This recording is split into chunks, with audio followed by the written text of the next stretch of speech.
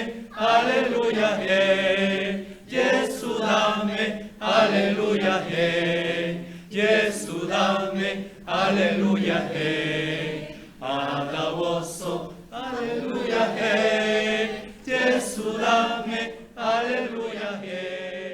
Muchas veces le digo a los hermanos, con Cristo estoy juntamente crucificado y ya no vivo yo, sino Cristo vive en mí. Y lo que ahora, no dice mañana, no dice pasado, y lo que ahora lo vivo en la fe del Hijo de Dios, el cual me amó y se entregó a sí mismo por mí.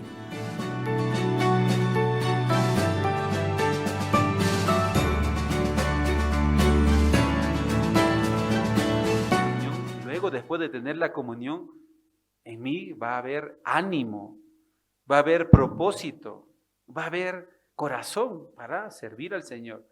Y también me va a dar la herramienta para vivir por fe. Amén.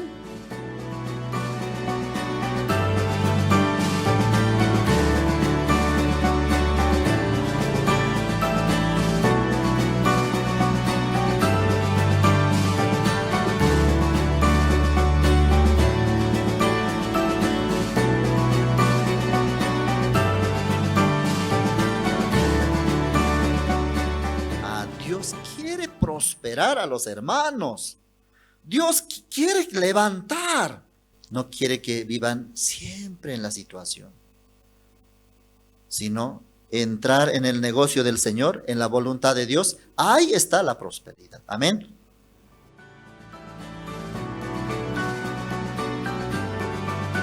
Estoy muy agradecido por esta reunión o encuentro de ministros que de forma presencial se ha realizado.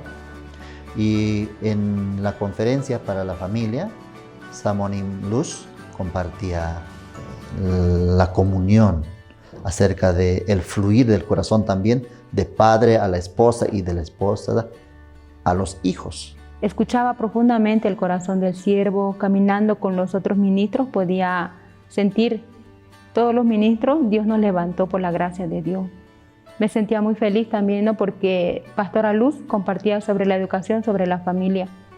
Ella hablaba claramente sobre la educación, tanto en la vida matrimonial, la crianza de los hijos y cómo vivir felizmente en una familia. Si Dios me dio esta gracia a participar de la reunión, me siento muy agradecida por ello.